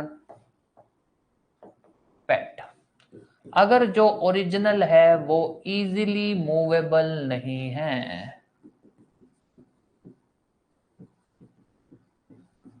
उसको इजीली, मतलब ओरिजिनल जो डॉक्यूमेंट है वो इतना बड़ा या इतना ऐसी कोई किताब, बड़ी सी लाखों पन्नों की किताब है जिसको आप जल्दी से इधर से उधर ले जा नहीं सकते हो। अगर जो ओरिजिनल है वो डिस्ट्रॉय हो चुका है, वो गुम चुका है, ये बात आपको प्रूव करनी पड़ेगी। अगर जो ओरिजिनल है वो पब्लिक डॉक्यूमेंट है, वो क्या है? पब्लिक डॉक्यूमेंट है, उस केस में आप सेकेंडरी दे सकते हो। क्योंकि पब्लिक डॉक्यूमेंट में सीधा होता है कि आप पब्लिक डॉक्यूमेंट के केस के अंदर सर्टिफाइड कॉपी पेश कर सकते हो, सिंपल रूल चलता है वहां पे, और सर्टिफाइड कॉपी एक सेकेंडरी एविडेंस मानी जाती है। अगर जो ओरिजिनल है वो है इन पोजेशन ऑफ पर्सन, ऐसे किसी पर्सन के पास है against whom evidence is to be given.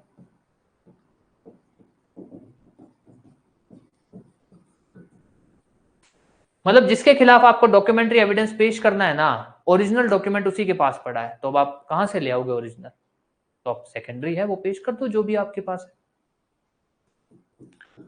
Original जो है can not be examined in court, उसको आप कोर्ट में एग्जामिन नहीं कर सकते, कुछ भी किसी भी वजह से बोल दो, सिक्योरिटी पर्पस से, या फिर वो इतना बड़ा उसमें बातें लिखी हैं कि वो कोर्ट उसको खुद से एग्जामिन कर ही नहीं पाएगी, कोर्ट को कई समय लग जाएगा। तो समय बचाने के लिए भी ये बात बोली गई है कि आप उसका सिर्फ एक जिस्ट, एक समरी पेश कर दो।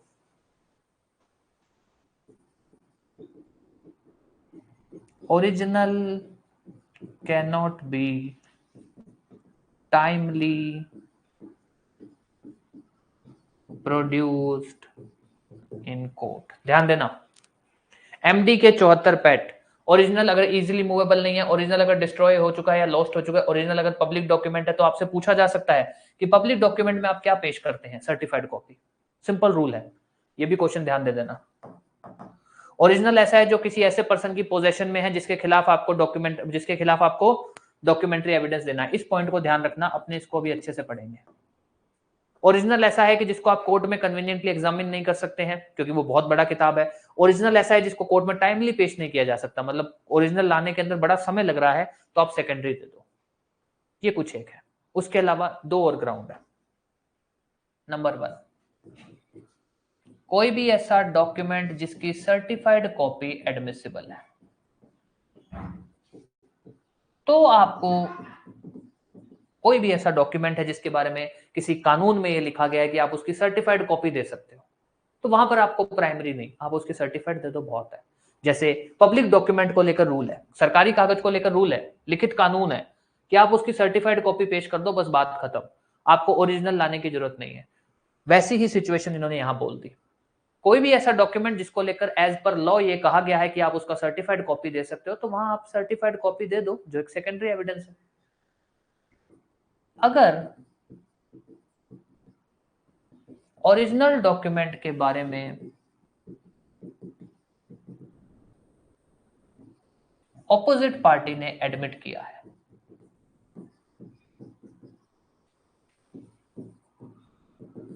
अगर कोई मान लीजिए मैं डॉक्यूमेंट देना चाहता हूं और ऑपोजिट पार्टी ये बात मानती है कि हाँ साहब ऐसा कागज है तो सही, तो वहां पर कानून बोलता है कि अगर सामने वाली पार्टी मान रही है कि ऐसा कागज है और कुदरती वो कागज नहीं मिल रहा, तो फिर आप सेकेंडरी एविडेंस दे दो। अब ध्यान देना, सिर्फ ना इन्होंने मतलब जो साक्ष्य अधिनियम की बात कर रहा हूं, मतलब चीजों को ना मतलब फालतू में बढ़ाने के लिए पॉइंट लिखे हैं। ये वाला पॉइंट लिखा है इन्होंने कि कोई भी ऐसा डॉक्यूमेंट जिसमें सर्टिफाइड कॉपी एडमिसिबल है। सर हम पहले पढ़ तो चुके हैं कि सर्टिफाइड कॉपी सिर्फ पब्लिक डॉक्यूमेंट के केस में एडमिसिबल है, हमने लिख तो दिया, और उसके अलावा क्या है, पहले भी लिख चुके हैं कि पब्लिक डॉक्यूमेंट के केस में, हाँ पब्लिक डॉक्यूमेंट के केस में, इसको दोबारा लिखने की क्या जरूरत थी, बट लिख दिया, अपने को ध्यान रखना पड़ेगा। कोई भी ऐसा ओरिजिनल डॉक्यूमेंट जिसके बारे में ऑपोजिट पार्टी एडमिट कर चुकी है कि ऐसा है तो सही। अब इसमें ये देखो, अगर ऑपोजिट पार्टी एडमिट कर चुकी है ऐसा है, तो पहले तो आप यही बोलोगे ना कि ओरिजिनल डॉक्यूमेंट लाओ। अगर ओरिजिनल डॉक्यूमेंट नहीं मिल रहा, ओरिजिनल डॉक्यूमेंट गुम चुका है, तब आप सेकेंडरी लाओगे। यही तो हमने यहां लिखा है कि अगर ओरिजिनल गुम चुका है, ओरिजिनल मिल नहीं रहा है, तब आप ला सकते हो। इसको लिख के अलग आपने क्या कर दिया इसमें कि अगर ओरिजिनल जो है ऑपोजिट पार्टी एडमिट कर चुकी है, उससे क्या हो जाएगा। एट द एंड तो आप यही बोल रहे हो ना कि उसके बाद अगर ओरिजिनल मिल नहीं रहा है तब आप सेकेंडरी ले आओ, तो वो आप पहले लिख तो चुके हो, पर क्योंकि इन्होंने लिखा है तो अपने को ध्यान रखना है। बट अपने को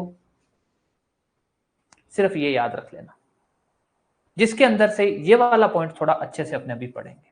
ये तो इतना ही ध्यान रखना, ओरिजिनल मूवेबल नहीं है, original destroyed, original public document, ये सब अच्छे से लिस्ट याद रख लेना। कई बार क्वेश्चन पूछा गया है कि कौन कौन सी सिचुएशन में सेकेंडरी एविडेंस दिया जा सकता है या नहीं दिया जा सकता। अब ये पी वाले पॉइंट पे आ जाना, पर्सन वाले पॉइंट पे।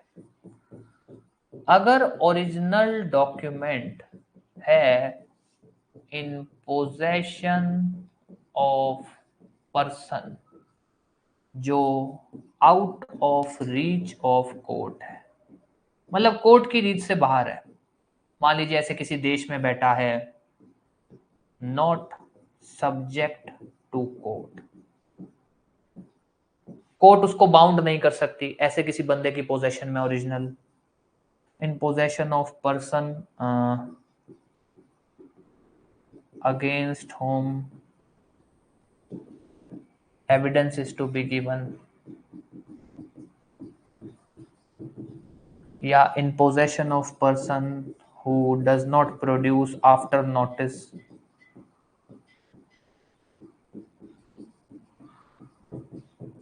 ये कुछ एक ग्राउंड है। कानून कहता है कि अगर ओरिजिनल ऐसे किसी भी पर्सन की पोजेशन में है जो कोर्ट की जो कंट्रोल में नहीं है, या ऐसे किसी भी पर्सन की पोजेशन में ओरिजिनल जो कोर्ट ने उसको नोटिस दिया कि भैया तुम ओरिजिनल पेश करो, पर वो पेश नहीं करता, या ऐसे किसी भी पर्सन की पोजेशन में ओरिजिनल जिसके खिलाफ वो एविडेंस आपको देना है। ये 3 कंडीशन है। पर्सन कोर्ट की कंट्रोल में नहीं है, पर्सन को कोर्ट ने नोटिस दिया कि ओरिजिनल दियो पेश करो, उसने फिर भी पेश नहीं किया, पर्सन जिसके खिलाफ ओरिजिनल देना है। इन कंडीशन में ये थोड़ा अच्छे से देख लेना। अब एक बार ध्यान दे देना, आपका कोई भी डाउट रहे, कुछ भी रहे, फिर पूछ लेना।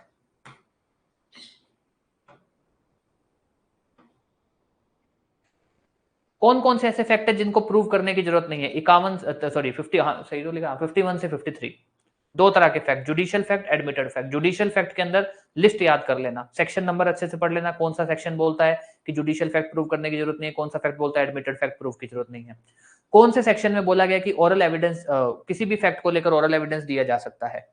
कौन से सेक्शन में बोला गया कि ओरल एविडेंस डायरेक्ट होना चाहिए, 55। डॉक्यूमेंट्री एविडेंस को लेकर ओरल एविडेंस दिया जा सकता है, नहीं दिया जा सकता है। डॉक्यूमेंट्री फैक्ट को लेकर दिया जा सकता है, नहीं दिया जा सकता। कौन से सेक्शन में बोला गया है कि डॉक्यूमेंट्री फैक्ट को लेकर प्राइमरी या सेकेंडरी एविडेंस दिया जा सकता है, 56। प्राइमरी एविडेंस कहां डिफाइंड है, 57। सेकेंडरी कहां है, 58। प्राइमरी एविडेंस क्या है, क्या उसकी लिस्ट है। सेकेंडरी एविडेंस कितने तरह के होते हैं, क्या उसकी लिस्ट है। उसके बाद सबसे इंपॉर्टेंट, कौन कौन सी ऐसी सिचुएशन है जिसमें आप सेकेंडरी एविडेंस दे सकते हो, जो आपकी ट्रिक है वो उस ट्रिक को याद रख लेना। दोबारा बोल रहा हूं, अगर इन सेक्शंस में आप ट्रिक याद करोगे तो आपको ये टॉपिक अच्छे से याद हो जाएंगे, और अगर आपको ये कि नहीं आप तो इसको रट सकते हो, नहीं हो पाएगा, क्योंकि आप फिर कंफ्यूज हो जाओगे या बार बार भूल जाओगे, क्योंकि वो सारी प्रॉपर एक ना सेट लिस्ट है कि यही है, तो अपने को उसी हिसाब से पढ़ना पड़ेगा। ठीक है, कुछ भी पूछना है तो पूछ लो।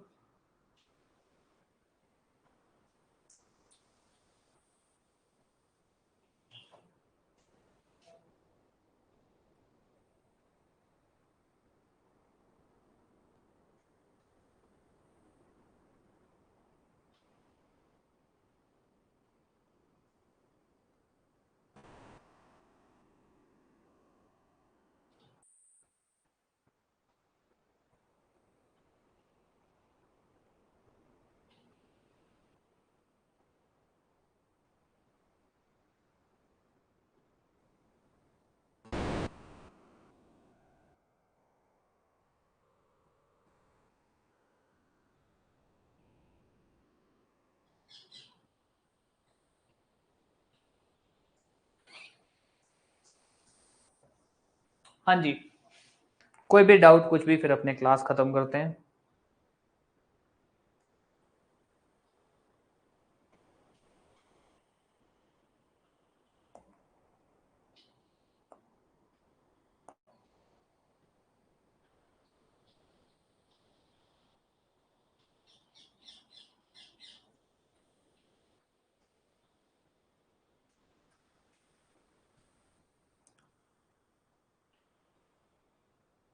चलो, अब आप लोग साक्ष्य अधिनियम, न्याय संहिता, इसको साथ साथ पढ़ना चालू कर दो, ताकि आप लोग इसके टेस्ट ले सकें।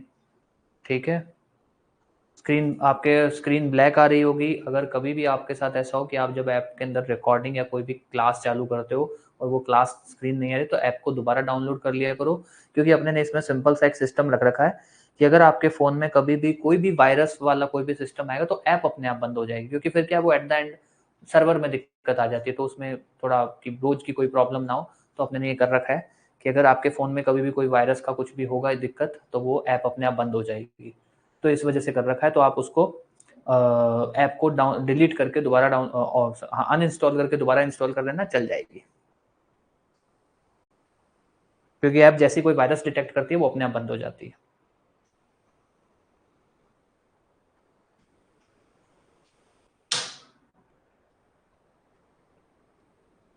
ठीक है, अब खत्म कर दें क्लास। अब आप लोग साक्ष्य अधिनियम, न्याय संहिता पढ़ाओगे, इतनी इतनी कृपा कर दोगे हम लोगों पे कि भाई आप पढ़ाओगे, क्योंकि अगर साक्ष्य अधिनियम और न्याय संहिता आप लोगों ने अभी तक नहीं पढ़ा ना, दिक्कत हो जाएगी।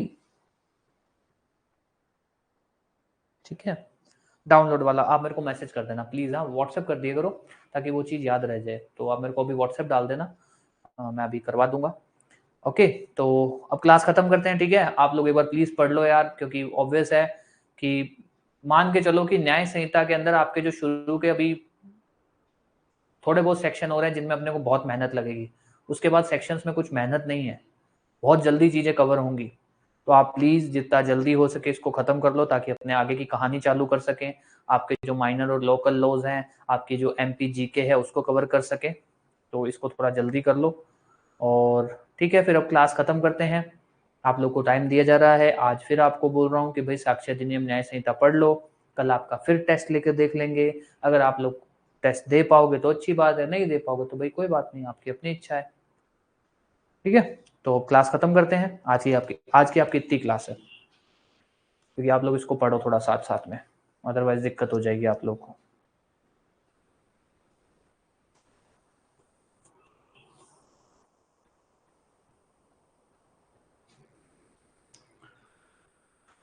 चलो ठीक है फिर, थैंक यू, अब क्लास खत्म कर रहे हैं।